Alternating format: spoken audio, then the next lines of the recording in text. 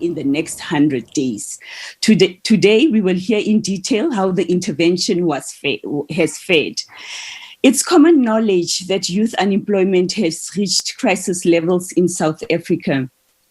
According to Statistics South Africa, 2.5 million young people aged between 15 to 34 were unemployed in South Africa in the first and the second quarter of 2020. Youth unemployment rate was 34.1%.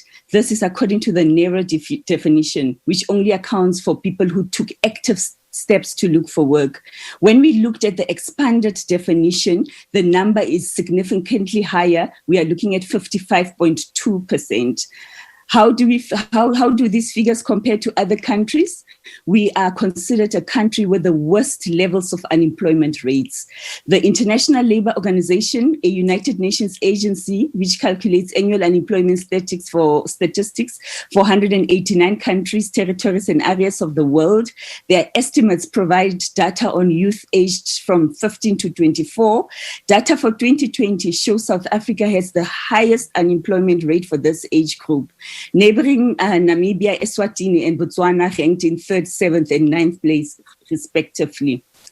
Ladies and gentlemen, we have to turn the tide of youth unemployment in South Africa. The two-pronged approach that our Honorable President mentioned at last year's State of the Nation address must work for us. In fact, you will hear from the speakers, ladies and gentlemen, that it has somehow worked for us. I'm comforted that even in the midst of the pandemic, some progress was made in this area. The two-pronged approach is showing some progress. I'm thrilled that we have the Honorable Minister today to talk briefly on the department's role in this initiative, to talk briefly about our TREP programs and what has happened to the youth, how has it impacted the youth.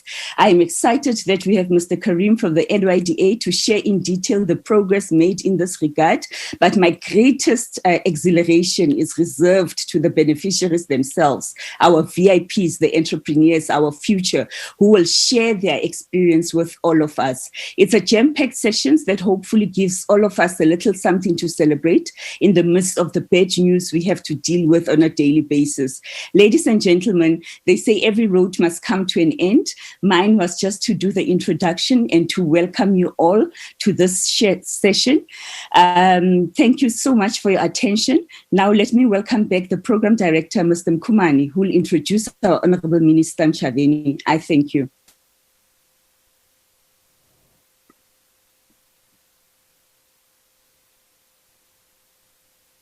Mr. Mkhumane, over to you.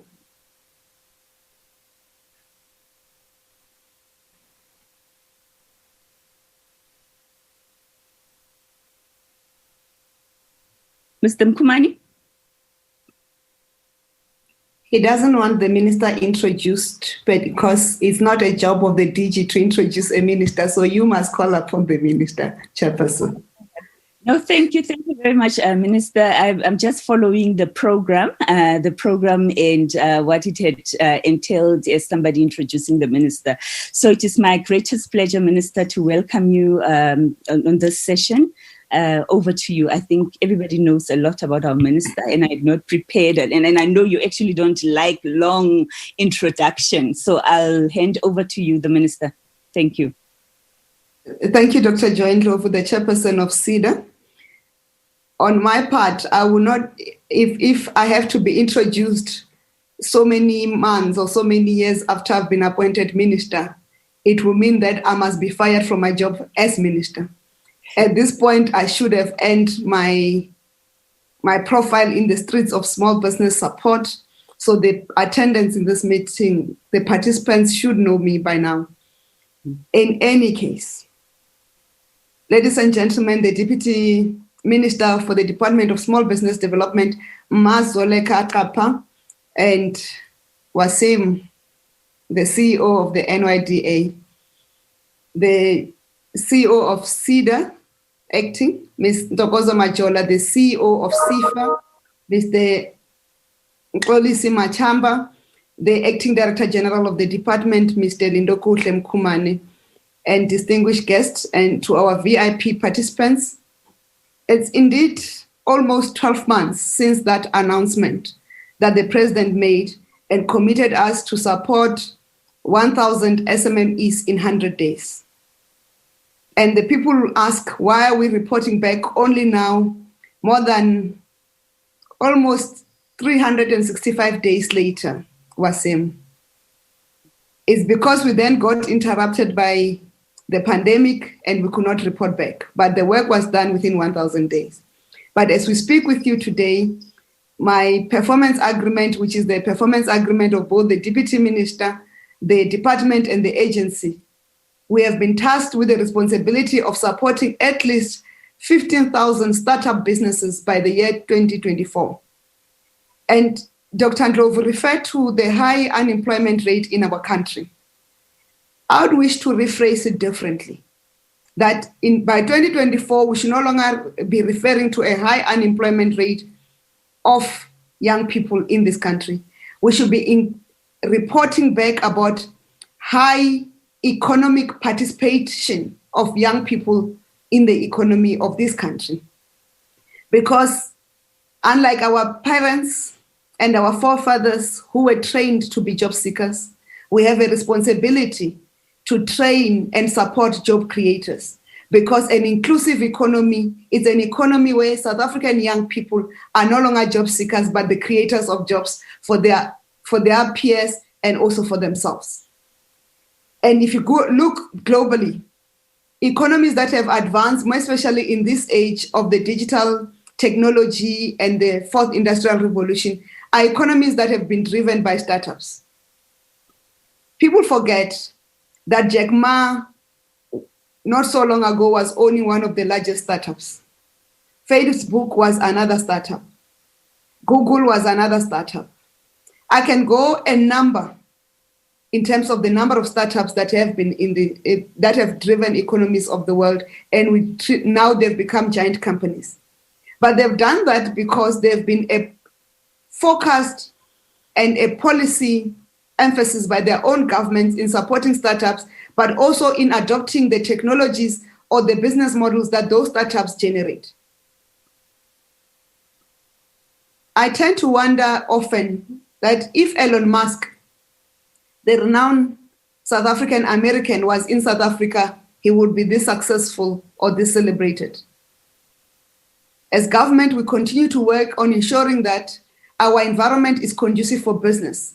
But we have to start changing the focus on the environment being conducive for business, but get the environment to be conducive for starting up businesses and getting them to propel quicker and faster.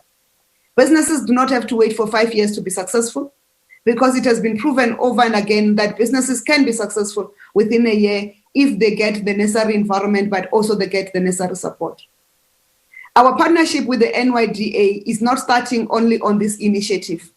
Our partnership with the NYDA goes back to a number of projects, including the Bright Cafes that we initiated together with the NYDA, and we envisage them to be the first Black youth-owned franchise arrangement that could be done. It's a pity that even today, as we report about the support to the 1,000 businesses that was done within the 100 days from the 13th of February 2020, that the Bright Cafes in the Western Cape are still taking up slow, but it's good that at least they have been a take-up. So as we speak with the CEO of the NYDA sharing the podium today, I'm hoping the work that you're going to do, you'll then give also a focused support to the Bright Cafes that we had committed that within this term of office, we'll make sure that the first franchisees of the NYDA, of the Bright Cafes, indeed take course. Our support for startups is not limited to the 1,000 days, as I've indicated, and it's equally not limited to the 15,000 targets that we have. Our support for startups is driven by our commitment to make sure that the generations of young people of today become very successful. We have said as a department, and together with the NYDA and our agencies, that our focus on startups cannot just be all over. We were starting, but we needed to improve. We had to start somewhere. We had to focus on what was possible. So there were particular sectors that were focused on, and predominantly the sectors that young people were active on. The sectors include construction, marketing, car repairs, poultry farming, health and beauty, fashion, event management, and catering. But I'd like to challenge the NYDA as we continue to partner in making sure that at least 15,000, and the emphasis is on at least 15,000 startups are supported by year 2024. We must now support young people in businesses that we call high-risk businesses, such as the technology innovation, the digital businesses that they are involved in, and other avenues where young people are moving the barriers, but with little support, because our support tends to be risk-averse. We need to be bold enough in our support for startups to take more risk and allow young people to experiment. Of course, it's not only one funding that will work. I'm glad that the CEO of CIFA has joined us, because we are looking at how do we make sure that that capital that is available, that we say is patient capital, it can also be high-risk capital that invests and have confidence in the enterprises of young people. When I was growing up, there was an app called Mixit. And if it was supported, and with that Mixit during that time, we used to assist matriculants through Mixit to learn, to prepare for their exams, and all other range of activities we used to do on Mixit. And I asked myself just a week ago that if Mixit was supported, wouldn't we have been sitting with an equivalent of WhatsApp in this country? At that time, Mixit was done by a young entrepreneur, a South African entrepreneur, but we did not have the appetite as a government, but also as funders, because the funding of entrepreneurship cannot reside only on government to support Mixit. But also as South Africans, we do not have the appetite to support that application and make sure that it has wider adoption. So therefore, the support to startup is not limited to access to funding, access to market, and access to business or enterprise support. It is also extends to the support by South Africa for those things that are made by their young people, but for those businesses that are driven by their young people and those homegrown solutions. It is the focus on entrepreneurship that we need to drive and make sure that our support for entrepreneurship is not superficial, is not only lip service, it is also matched by our work. So what is the initiative of supporting 1,000 enterprises within 100 days focus on? We aim to afford young people with business funding opportunities, which will in turn improve livelihoods, but also to increase the participation of young people in the mainstream of the economy as part of building an inclusive economy. Because it's well and good that we avail funds for young people to participate in what we call marginal economic activities and not support them in the mainstream of economic activities. And this support is geared to that. We are hoping that when we finalize and partner with business, including commercial banks, on our support to entrepreneurship, to startups, entrepreneurs, and also other startup funders that are in the country, which we have already started to partner with, we'll soon announce those partnerships to the South Africans that we have partnered with this, because they've been what you call SMME funders or in startup funders that have supported South African startups to even go to Silicon Valley, to go across the globe with their support. And we have decided as a department to partner with them. We finalized the partnerships agreement and we're just finalizing other things so that we can make sure that we coordinate that funding and extend the opportunities for funding and supporting young entrepreneurs. Also, the initiative was aimed at unlocking the potential of young people to earn their own income and create employment for their peers, and also to ignite, contribute, and develop youth-owned businesses that are geared to the growth of South Africa, the region, SADC, and the continent of Africa, but to also be competitive players in the global economy. This we do because we want to promote social cohesion, patriotism, and nation building. And therefore, as I conclude, Chairperson, what we are reporting back and that we have achieved to support the 1,000 enterprises or startup enterprises in the 100 days that were announced by the President, we are also committing that we'll support the 15,000 at a minimum startup entrepreneurs by year 2024, not only as government, but in partnership with the NYDA, all the agencies of government, and the commercial banks, and the other SMME funders, more especially the ones who are funding that in the sector. We are working with also venture capital to see how do we support our startups to qualify or to tap into international venture capital funds that are available. With that, thank you, Chairperson of the session. Thank you very much, Minister. Thank you. The chat box are going crazy as you continue talking. I think it's the excitement. I think people cannot wait for the Q&A, but we will answer those questions at the right time. I think right now, in the interest of time, I'm going to move straight to the NYDA Chairperson, CEO, Mr. Karim. Mr. Karim, over to you. Thank you, Chairperson. Before I start, Chair, if the host can please allow me to share my screen, I'd just like to share some of the data in respect of the 1,000 businesses. But while that is being done, let me take this opportunity to recognize our Honorable Minister for the Department of Small Business, also Acting Minister in the Presidency, Minister Ntshavheni, the Deputy Minister of Small Business, as well as the Chairperson of SIDA, and the CEOs of SIDA and CIFA and the DG of the Department of Small Business. I see the President of Youth in Business is also with us today.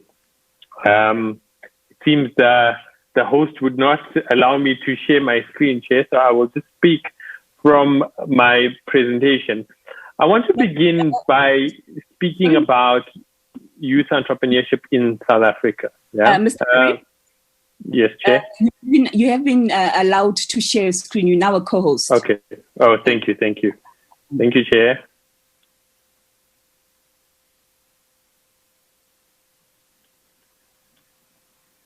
All right. So I want to start today's presentation by discussing a little bit about the youth entrepreneurship conversation in South Africa. Yeah.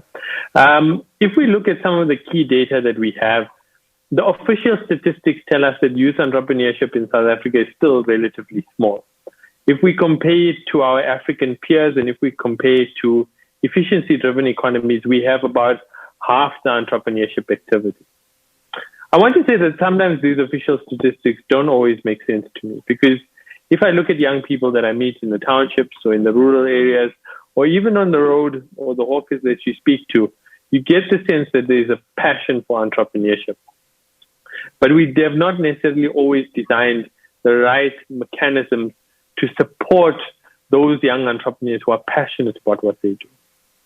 What we also see, Chairperson, is that there is a correlation between education level in South Africa and the ability to be an entrepreneur. We're not saying that you have to have an education, but generally those who have finished secondary school, those that have a tertiary qualification, their chances at being more successful entrepreneurs is better. We also notice that young men are more likely to be entrepreneurs than young women. This is not because young women are less talented than young men. What it means often from our data is that young women have less time available to search and apply for opportunities, because often young women are expected to be primary caregivers at home. It means that when we design strategies to support young people, and in particular young women, we have to be very gender biased in how we design those strategies.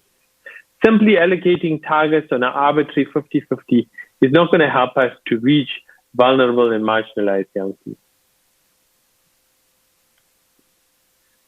Chair, in 2 townships that we've conducted, only 15% of micro enterprises are being run by young people who are under the age of 30.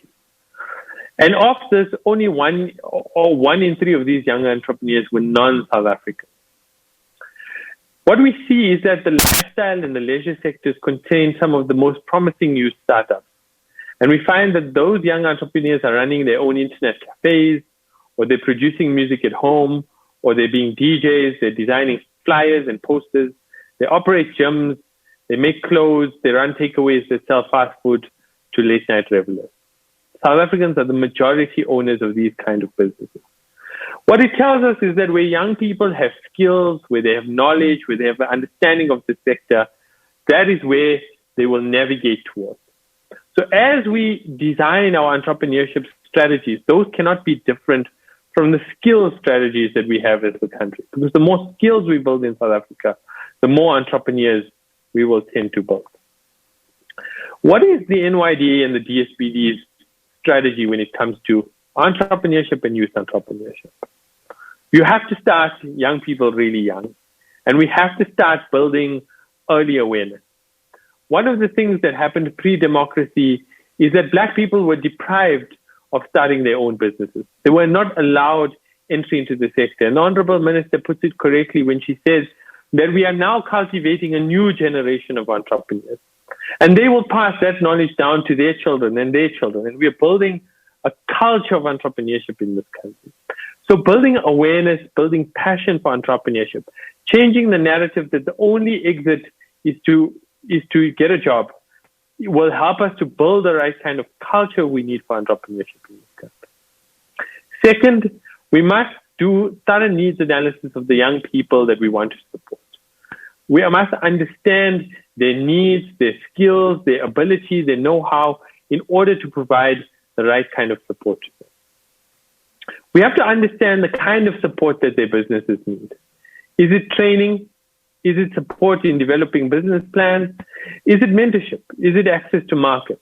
And understanding these needs allows us to develop the plans tailored to each entrepreneur to be able to help them. We know that this conversation is empty without the access to finance.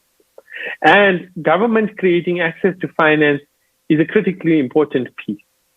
But until we get the private sector more involved, until we learn to de-risk capital for our youth entrepreneurs, this equation cannot be solved in South Africa. Lastly, it is not about dispersing funding to young entrepreneurs and leaving them where they go. It is about providing aftercare and monitoring and evaluation so that we set up businesses which are sustainable in the long term for success.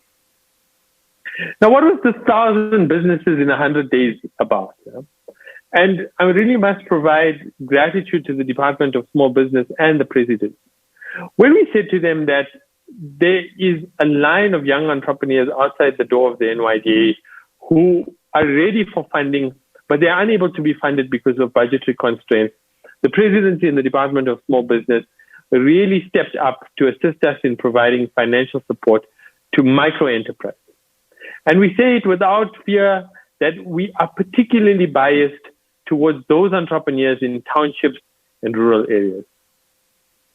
I think the challenge of every young entrepreneur is that everybody worries about the bureaucracy associated with government. At many points in time, people asked, why in 100 days? Why not just 1,000 businesses? And we wanted to provide the sense that government can provide services in an effective and an efficient manner, that we can cut out the red tape for our young entrepreneurs. Thirdly, we want processes in this country which are fair, which are transparent, and which are equitable in nature. In that way, we have publicly published all of the names of the 1,000 entrepreneurs which have benefited from this program. Because we want the public to know who our beneficiaries are, and we want to dispel the narrative that you have to know someone or be connected in order to access government programs.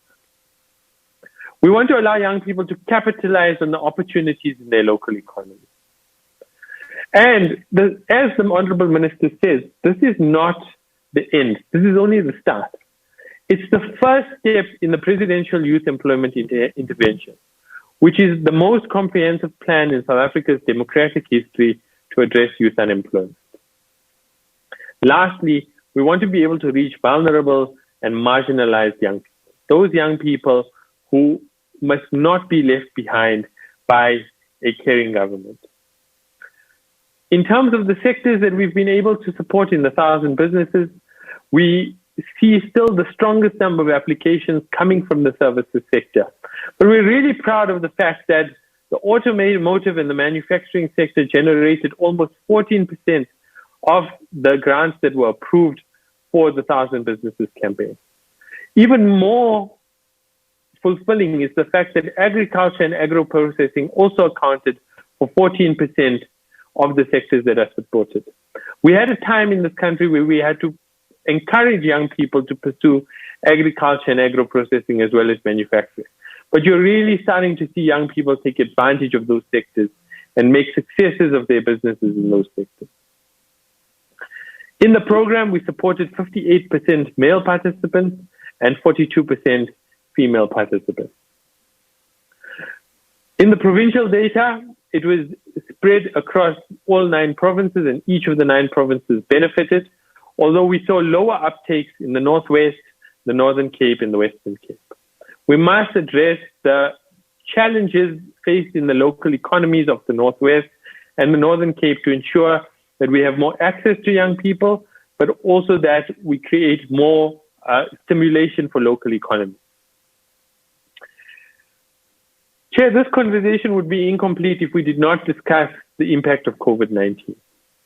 We lost almost 2 full months of the calendar year to the hard lockdown, but we are still proud of the fact that through the support of the DSPD and the presidency, we were still able to fulfill the commitment made by the president at SONA. Through the relief of the department and of the NYDA, we've also been able to help businesses stay on their feet through COVID-19.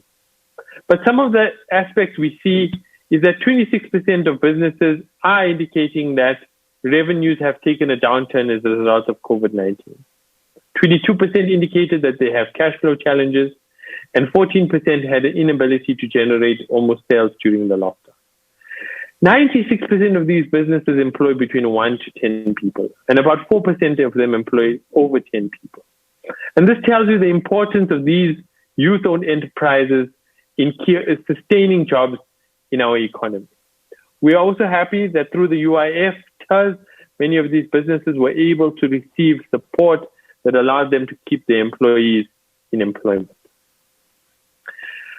As we look forward, Chairperson, it is important to recognize that this was only the start of the interventions that we intend to put together for young people.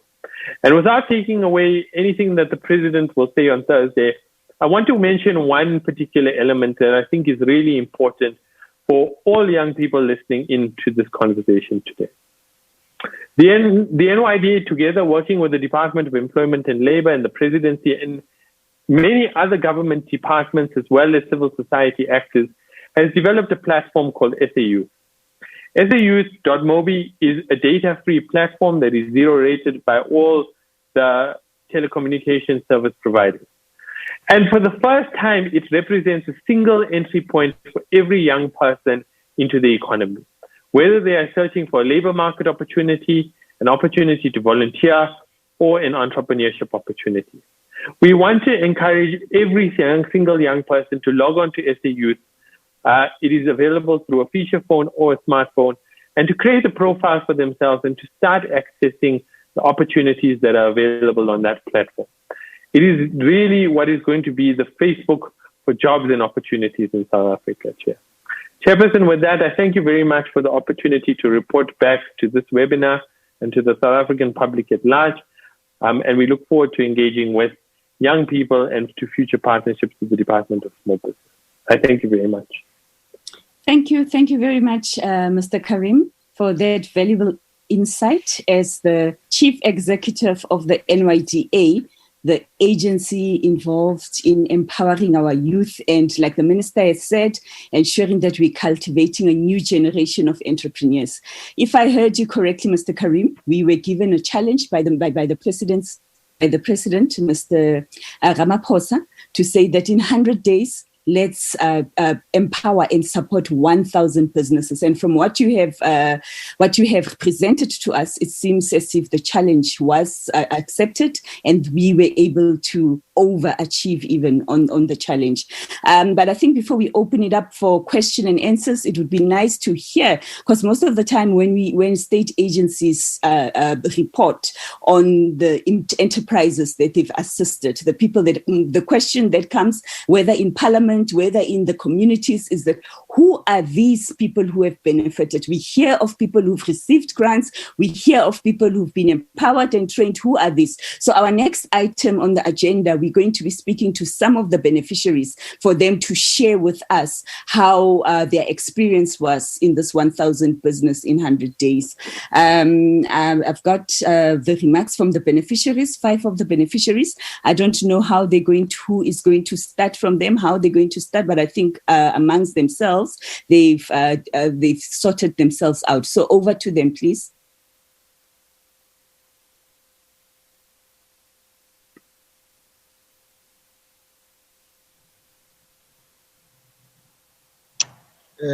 Hello.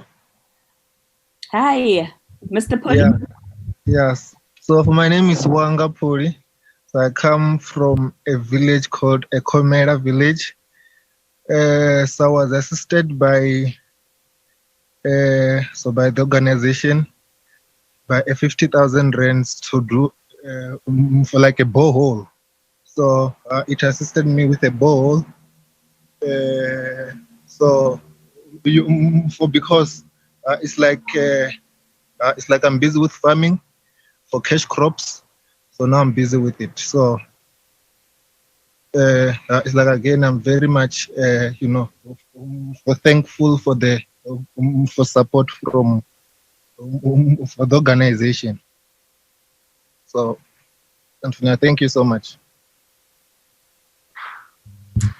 Thank you so much, Mr. Poli, for sharing that with us. I think we've got Ms. Liu.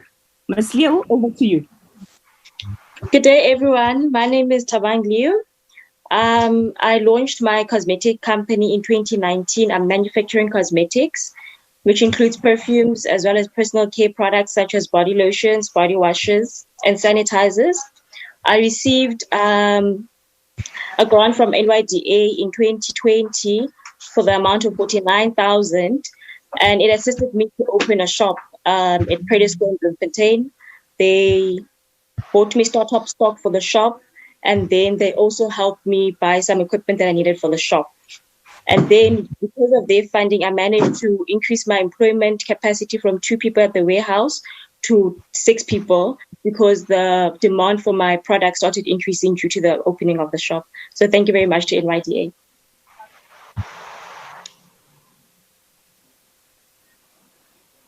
Thank you very much for sharing that with us, Ms. Liu.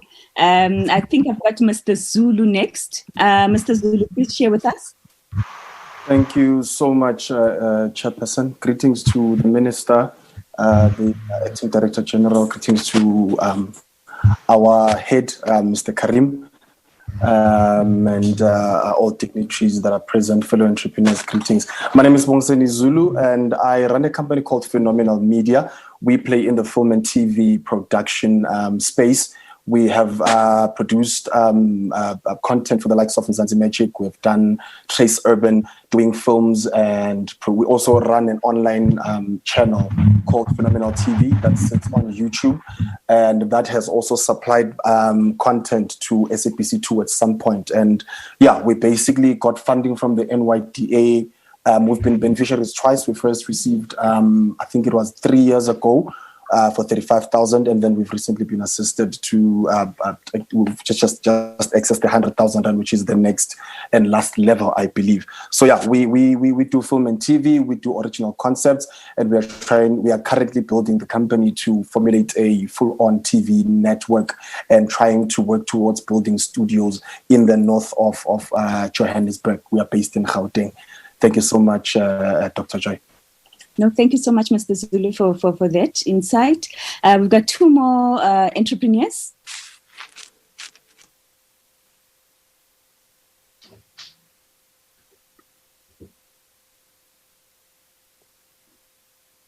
DG, we had 2 more entrepreneurs that we had requested to come and share with us their experiences. Are they still with us?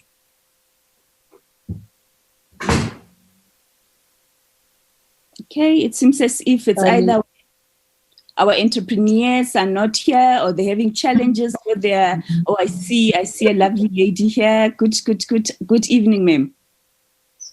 Over to you. Good evening, ma'am. How are you? I'm good, Miss Mashishi. I'm good. It's Shirley Mashishi. I'm based in Limpopo in Polokwane. So I was actually assisted by NYDA last year. I'm in the beauty industry. I started in 2017, and from there, I've seen a huge difference in my business. I have actually been able to expand and also do hair salon. What I've been doing nails, makeup, massages, and facials. So after the fund, I was actually able to also start a hair salon, and I now have 3 employees from there. And the business is doing well. So thank you so much to NYDA. No, thank you. Thank you very much, Ms. Mashishi, for sharing that with us. Our last entrepreneur, before we open up for questions. This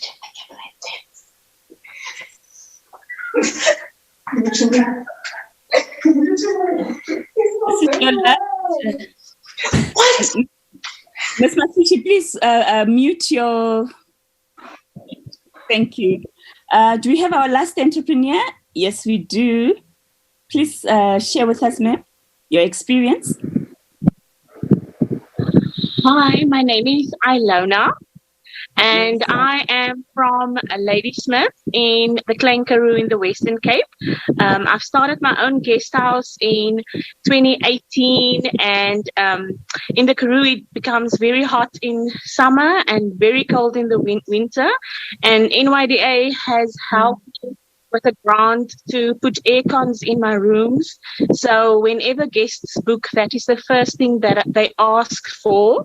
So thank you to the NYDA for assisting me with this amenity, which was a great help, and making sure that I get more clients through the air cons that has been put in all my rooms. So thank you, NYDA, for all the hard work you do for us as young adults.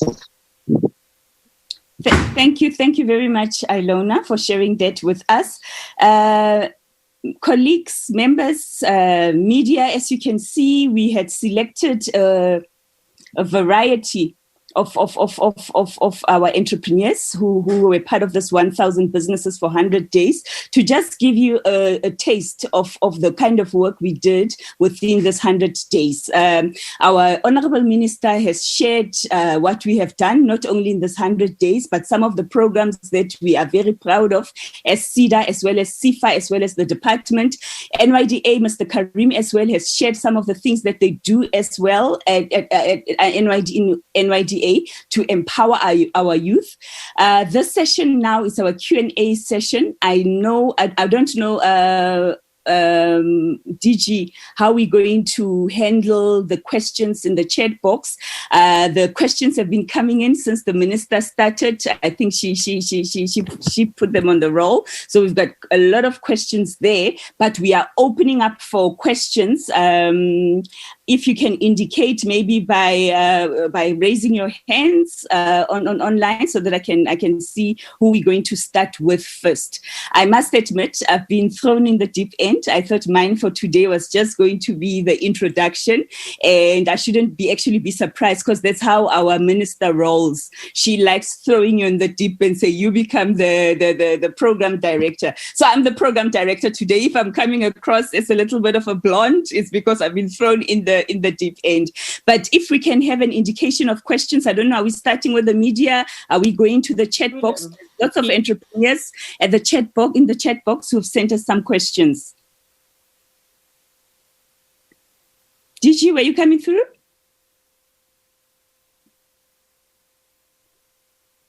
Okay, the Gigi is not coming through. Participants, I'm not seeing any hands raised. Anybody who wants to ask a question, or should we just go straight to the chat box?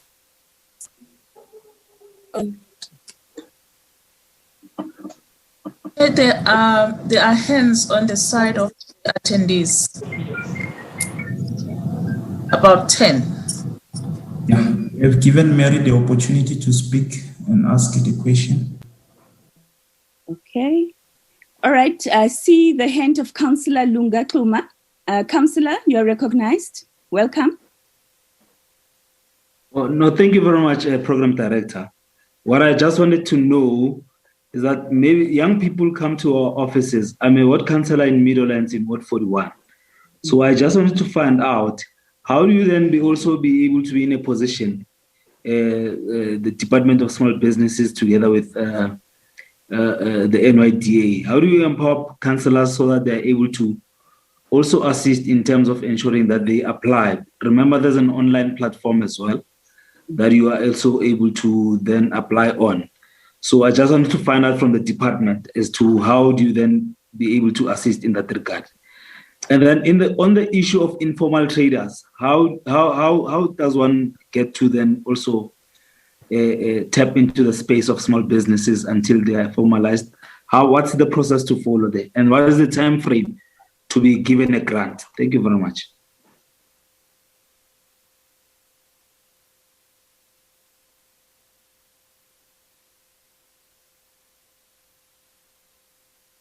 Okay. No, thank you very much, Meritebe. We've got our passions, but we also have our executives. We've got our CEOs from SIDA, from SIFA, and I'm sure Mr. Karim also has his team here that can assist with answering. So I think for your question, I will ask the executives to please respond quickly in the interest of time. SIDA, SIFA.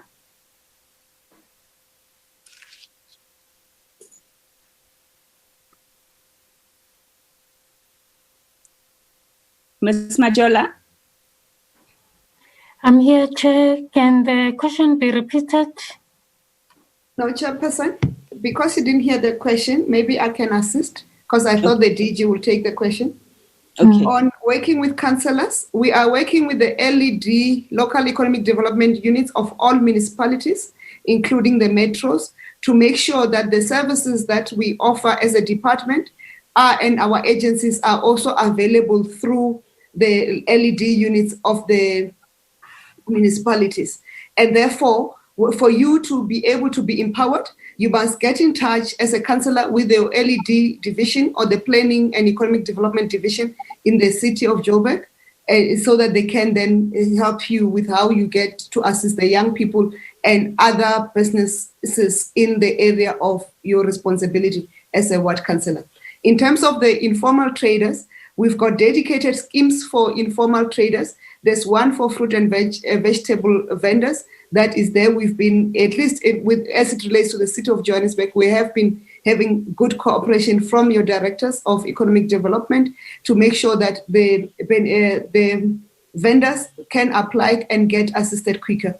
The time frames are dependent on the licenses, because we're saying people must apply, but they must also go and get the licenses from their municipalities so that we can be able to move towards the formalization. But also the requirement of the law, the Businesses Act of South Africa requires that informal traders must have either a business license or a municipal permit that is granted by the municipality to operate. So immediately all those papers are in place, the department moves quickly to do the approval. The DG and the SIDA are chasing, and SIFA are chasing serious high targets on that score. Thank you.